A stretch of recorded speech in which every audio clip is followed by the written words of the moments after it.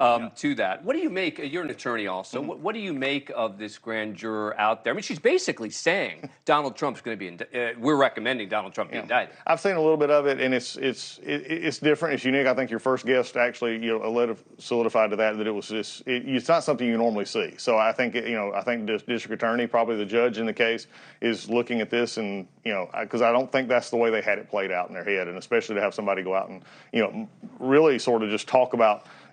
Almost really up to the line of what was not put out. The judge made it very specific. He put out a specific report, I think it was about a week ago now, and this was, these things were not part of that, so we'll see. Right.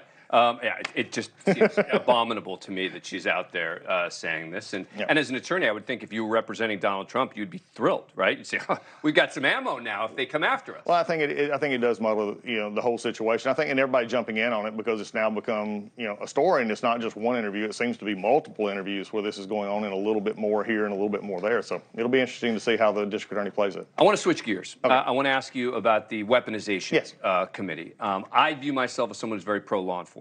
I stand up for our cops, sheriff's department, state troopers. I know that that's something that you care about as well. I also stand up for our FBI and our Capitol Police.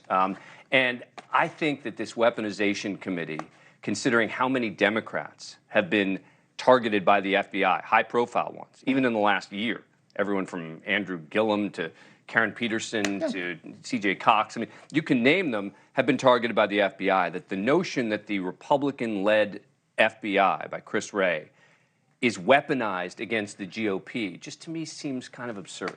Well, I think one of the things is taken as a whole, because you have Democrats and Republicans on this committee, and there'll be and I think that's the way it should be in Congress. When I was former ranking member of the House Judiciary Committee, we had real issues what I felt like the DOJ was handling the FBI. Now, look. My father's a Georgia State Trooper for 31 years. I'll go toe-to-toe with anybody on law enforcement. But at a certain point in time, there does need to be, oversight. And what we saw in DOJ during, some of those times, especially in how the perception was, how they were dealing with, say, the issues with the Russia investigation or the Hillary Clinton investigation, how we dealt with others, is what has made many say the perception that there's two standards of justice here. Democrats have, viable complaints as well. This is what a committee would actually do. I think the weaponization issue, I don't like the term weaponization. I think it's oversight is what we're doing here to say, hey, was there a bent on these investigations? Was there a political bias in this? And I think that's what you're looking at. But you talk about perception. I mean, the reason I think so many Americans perceive now, and it's particularly folks on the right, are out sort of angry at the FBI, is because what a lot of top Republicans have been saying, and on Fox News about the FBI. I mean, you look at 2016, right? You mentioned the Hillary Clinton investigation.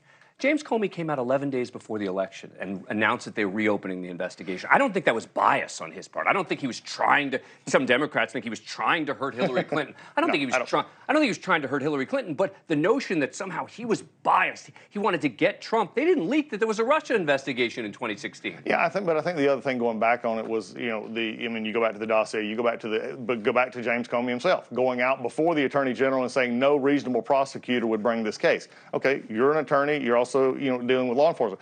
The law enforcement side don't make those decisions. That's the prosecutor side. And so I think this, and again, that's just I think where this is coming into is the fact of making the case and looking at it from both sides. Let Republicans and Democrats go about this. The weaponization, I think, but that's the problem, right? Because there's no evidence of the bias. Meaning, I'm happy. It's also not been investigated either. Let's right, but there's no reason to investigate it. I mean, the IG has looked into this, right? Well, and the FC has. I'm glad you brought that up. Right, and the IG found real problems, and they haven't really corrected a lot of them. That was part. That's fair. That's part of this issue of why has there not been correction in this? Because we're still seeing some of it come out. But that's fair. But what the IG also found, there was no evidence that it was motivated by politics, and so did the Senate Bipartisan Committee on that. So that's the part that I don't quite get is using. And you share, it sounds like, my concern about the use of weaponization. I do. It's like it's not about weaponization. You want to do FBI oversight and talk about both sides, but that's not what Jim Jordan and the others are doing there. Yeah, well, and I think, like I said, probably bringing it back from a perception of using weaponization. You and I will share that agreement. I think it could be just say,